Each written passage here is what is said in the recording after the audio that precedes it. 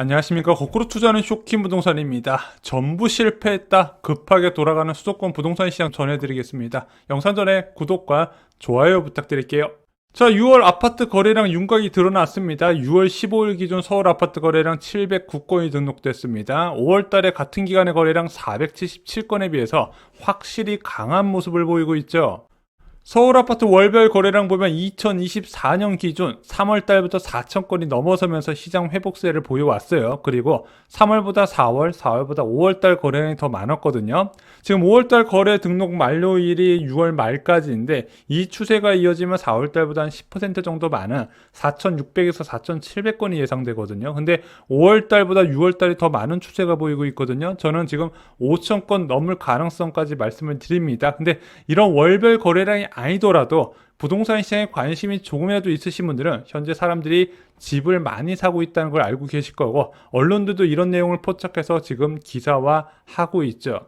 지금 저에게 상담을 받는 매수 대기자들이 느끼는 상태는 또 이것과 많이 다릅니다. 어느 정도일까요? 못 사고 있어요. 이 표현이 딱이에요. 특히 지난주하고 이번주에 동작구나 강동구, 성동구, 분당 알아보신 분들 대부분 매수에 실패하셨어요. 왜? 매수를 결정하면은요, 집주인들이 매물을 걷어들였다는 겁니다. 그래서 사신 분들이 거의 없어요. 수요가 많이 유입된 지역은요, 지금 조정이 어려운 상황입니다. 이런 얘기도 나와요. 500만원 깎으려다가 2천만원 올려주더라. 500만원 깎으려다가 열심히 협상했는데 매도자가 매물을 걷어들이고 다음 매물 알아봤더니 2천만원 오른 상태에서 어쩔 수 없이 사야 되네. 이런 게 지금 현장에서 일어나고 있다는 겁니다. 특히 5월부터 매도자 우위 지역이 점점 늘어나고 있다는 게 저는 체감이 되고 있어요. 무주택자뿐만 아니라 지금 상급지로 갈아타려는 1주택자도 애가 타요. 지금 상급지 갈아타기 포기가 속출하고 있습니다. 마포구나 강남구, 서초구, 성동구나 송파구 인기 지역 같은 경우는요, 전구점의 90에서 95% 수준까지 회복을 했습니다. 근데 내 집을 팔려고 그러면은 싸게 팔아야 되거든요. 야, 이게 갈아타는 게 실익이 있냐? 그래서 지금은요, 두 채를 동시에 처분 가능한 이제 다주택자 아니면 거의 상급지 갈아타기가 쉽지 않은 상황이 돼버렸어요. 자, 인기 지역의 신축, 준신축 중심의 강세가 만든 결과 무엇일까요? 수도권 아파트 시장은 생태계처럼 밀접하게 연관이 되어 있다 말씀드렸죠. 다른 대안을 찾는 사람들이 늘어나는 겁니다. 그러면서 구축과 재개발, 비역세권 아파트, 소규모 택지의 수요가 계속 늘어나고 있어요. 아마 저희 구독자분들 중에서 못난이 매물 보유하신 분들 팔려고 내놨는데 요즘 연락받는 분들 점점 늘어나실 겁니다. 그 추세가 저는 이제 3분기까지는 충분히 이어질 거라고 이제 2024년 전망에서 말씀을 드렸죠. 이제는 사라고 하는 부동산 전문가들도 늘었더라고요. 언제까지 거래량이 더 늘면 사세요? 아니면 뭐 3개월 더 기다렸다가 사세요? 근데 저는 이런 생각이 듭니다. 지금 하루하루 시장이 빠르게 움직이거든요. 자, 그 회복되는 지역도 더더더 늘어나고 있고 매도자들도 계속 호가를 올리고 있는 상태에서 여기서 몇 달을 더 확인하는 게 이게 무주택자한테 좋은 조언인지 저는 모르겠어요.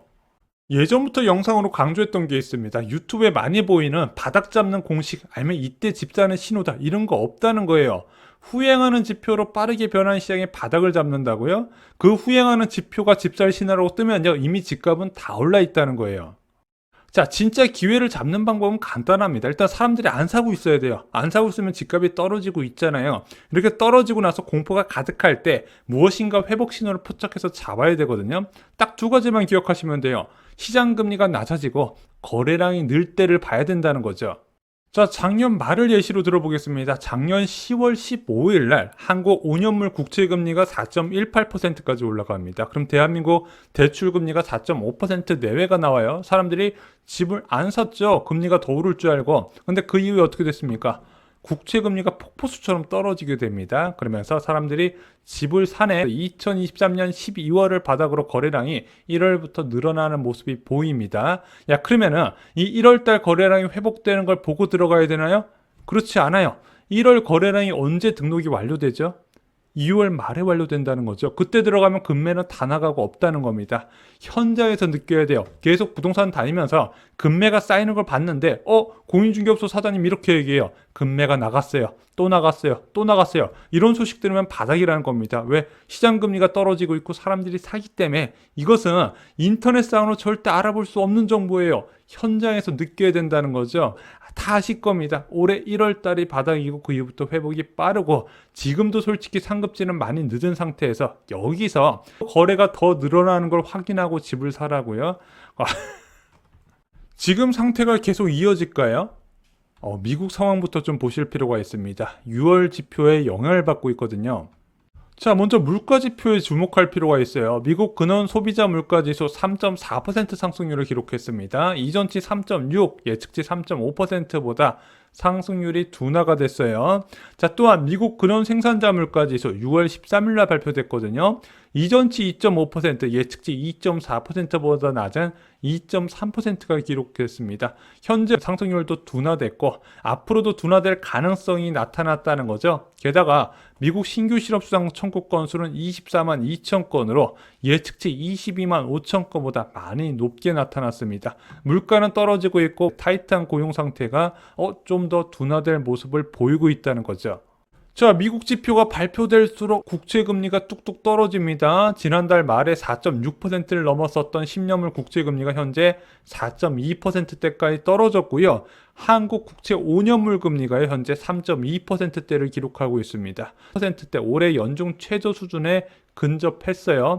당연히 대출금리가 떨어지다 보니까 수요 억제를 기대하기 힘든 상황, 매매 수요, 전세 수요 다 해당이 됩니다. 전세가 계속 올라가다 보니까 사람들이 집을 사고 있는 거예요. 자, 이런 상황에서 많은 사람들이 청약으로 관심을 돌리고 있습니다. 현재 3대 분양이라 해서 마포자이 힐스테이트 라첼스, 이제 장이 프로지오 라디우스 파크, 마지막으로 산성역 해리스톤 6월 달부터 분양이 시작될 예정이고요. 이거 외에도 분양가 상한제 지역인 과천, 파주 운정지구에서 분양이 예정되어 있습니다. 그래서 6월달과 7월달은 좀 무주택자분들은 청약 중심으로 관심을 가지시는 게 좋아요. 문제는 6월달과 7월달에 분양이 많이 진행되고 결과가 나왔어요. 그 다음에 청약 대기자들이 어떻게 움직일 것인가 그것도 체크를 해야 되는 겁니다. 왜? 내가 청약이 떨어졌으면 이렇게 많이 공급되는데도 떨어졌네? 그러면 기존 주택을 사는 게 낫지 않겠냐? 그것도 다 수요로 연관이 된다는 겁니다. 냉정하게 이야기해 볼게요. 지금 무주택자 늦었나요? 아니요. 저는 12억 이하 주택의 경우 아마 대다수가 살려는 아파트 가격대는요. 기회가 여전히 많이 있다고 생각합니다. 그래서 저희가 멤버십에서 6억에서 11억, 10억에서 14억 다 찾아보거든요. 그럼 고점 대비 하락률 좋고 황금성 좋고 전세 매물 부족한 아파트 지역들 괜찮은 것들 많이 있습니다. 근데 지금 그런 매물들도요. 거래가 계속 체결이 되고 있어요. 그리고 저는 여기서 기준금리가 더 낮아지면요. 이런 기회마저도 사라질 거라고 생각합니다. 인터넷으로 얻을 수 있는 정보 없어요. 부동산 직접 가보셔서 현장에서 많이 느껴보시기 바랍니다. 내가 생각했던 하락 이론이 맞아 떨어지는지 현장에서 확인을 하시라는 거예요. 이게 정말로 중요합니다. 오늘 준비한 소식은 여기까지입니다. 좋아요, 구독 꼭 부탁드립니다. 감사합니다.